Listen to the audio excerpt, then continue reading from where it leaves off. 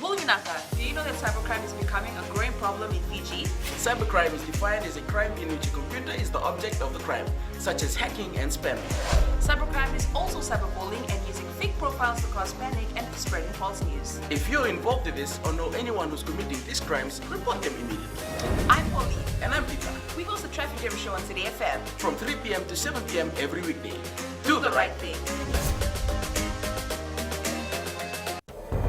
Yanvanaka, Fiji. In this bulletin, FRA takes new approach to repair potholes. Election supervisor clarifies SODELPA suspension. And businesses face toughest financial crisis. From the studios of FBC Suva, Jackie Spate. With several roads in the Suva area riddled with potholes and growing frustration from the travelling public, the Fiji Roads Authority says several years of neglect have left roads at a breaking point. Chief Executive Jonathan Moore admits Princess Road, Fletcher Road and the stretch in Nambour Suva can no longer be fixed through just pothole repairs.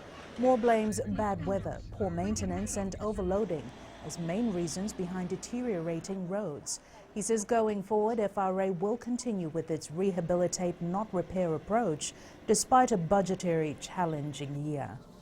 All the major arterial roads in the city will be dealt with through rehabilitation and reseal now, because as I say, we can't do any more with them with pothole repairs. Everywhere around the pothole that you're repairing is another pothole repair. It doesn't work anymore, so it needs to end. And this is why the process going forward is to rehabilitate. The Supervisor of Elections has clarified that the Fijian Elections Office acted in accordance with the law when taking measures against the suspended Social Democratic Liberal Party 2 weeks ago. Mohammed Saneem stated that they gave the suspended SODELPA every opportunity to resolve their irregularities until the drastic measures against them became absolutely necessary. The clarification comes following an opinion piece in Saturday's Fiji Times, which stated that the FEO took unnecessary steps to suspend the registration of SODELPA, meaning a large part of the opposition cannot participate in Parliament or for a minor technicality. The opinion piece stated that the Supervisor of Election could have simply ordered the suspended SODELPA to resolve its internal issues within a month. However, Saneem says the suspended SODELPA was provided ample time from April 27th to comply with the decision of the High Court and furnish the necessary documents to the Register of Political Parties, but they failed to do so.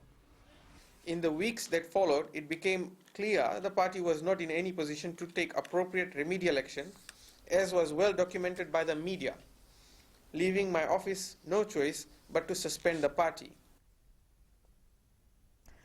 Saneem says the suspended SODELPA now has until July 27th to remedy their failures. This timeline of events that I have noted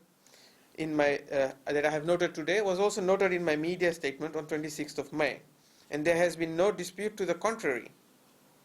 You will note that even though the registrar gave the SODELPA time from 27th April, it effectively had time from 23rd April to comply with the court order and remedy all the issues. Businesses large and small are facing their toughest financial crisis with no apparent end in sight. Thousands of workers have been laid off or sent on leave without pay, and business owners say these decisions are never made lightly. Ritika Pratap reports. Many businesses have taken on loans not to invest but to simply stay afloat. FECA is expecting to drop its revenue by 50%. So that you can easily say translates into what business is facing. So business, if FECA is facing a 50% slowdown, business is facing a 60% slowdown. Every business, obviously, as you know, will try and ensure that we stay afloat for as long as possible. They'll talk to their financiers or financial backing institutions to ensure that, they stay afloat for as long as possible. Layoffs started with the tourism industry, but the effects of COVID-19 have rippled through the Fijian economy. The uncertainty surrounding the whole situation is making matters worse for the private sector, having to take some drastic steps. Obviously, businesses are trying to do their best in terms of keeping the livelihood of people that are employed and to ensure that they're not affected because every person that a business employs obviously feeds other members of the family, 2, 3, 4 people. So there's a multiplier effect. Because of everything slowed down and shutting down, you can't plan that way anymore. So businesses, that's why they're being forced to take decisions by the month, by the second month, by quarters, if that.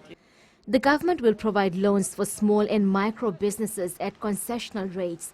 The Ministry for Economy has set aside $5 million for this new scheme until the end of July, with the possibility of an extension if demand is high. Ritika Pratap, FBC News.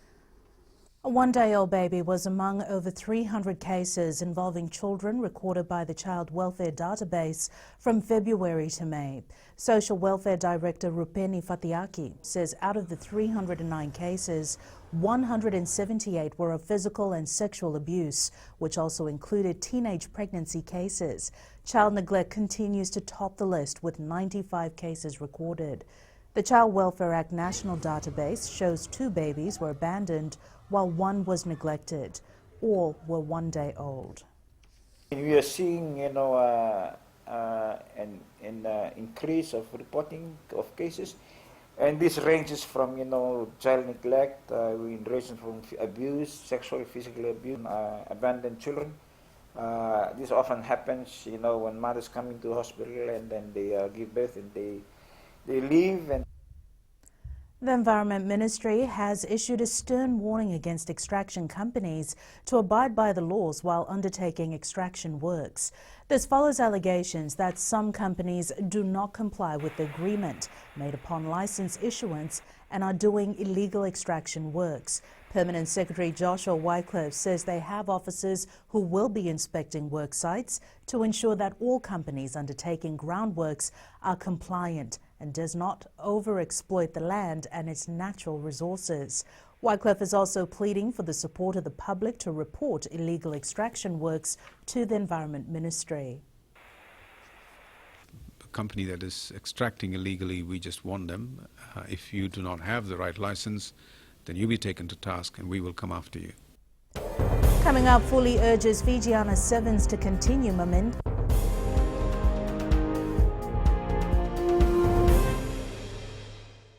Oira na ngone no de nunu ena be singa ni mataka. Mersi sunga da kena loma dina kena mikron.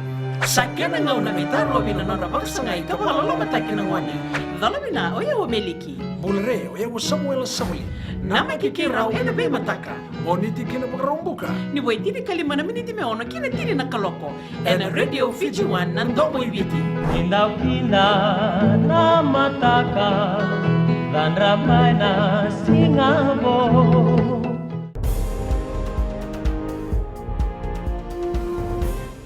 Fiji Rugby Union Chief Executive John O'Connor has rejected claims that World Rugby funded programs are being manipulated in Fiji. In the second edition of the letter by the Pacific Rugby Players Welfare to World Rugby, allegations have been made that FRU abused World Rugby funds in 2017. Pacific Rugby claims World Rugby has referenced a figure of 20.3 million Great Britain pounds over 4 years as the total amount invested in Fiji, Samoa and Tonga in 2017, and assumes that FRU received 1.7 million Great Britain pounds. Much of this fund is claimed to have been invested in the 3 programs that former Flying Fijians coach John McKee specifically identifies as being manipulated by FRU chair Francis Keane. These programs include the Rugby Academies, Fiji Under-20 and the Fiji Ndrua. O'Connor clarified the FRU does not control World Rugby funds. World Rugby funds are controlled by World Rugby. It's not controlled by FRU. There's a approval process that we go through to World Rugby. And only when World Rugby gives approval, then the funds are used accordingly. Fijiana Sevens head coach Sayasi Fuli is encouraging his players to keep their passion burning as they continue their training in isolation. Fuli says the ongoing COVID-19 pandemic has left a cloud of doubt on any future games for the side.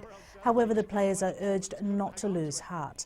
The Fijiana Sevens head coach is reassuring players that there is still a future for women's rugby.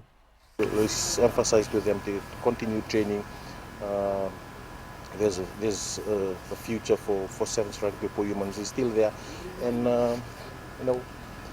domestic competition is also there.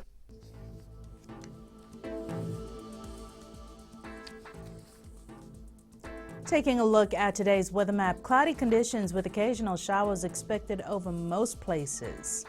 And that was your FBC Morning News. Join us at 1 p.m. and 7 p.m. for our major bulletin. Remember, in times of crisis, you need factual news that you can trust. Stop believing fake news about the COVID-19 on social media. Fight misinformation by getting only the facts about the coronavirus from verified news sources like FBC's TV, radio and digital media news. www.fbcnews.com.fj. Keeping Fijians connected with the truth.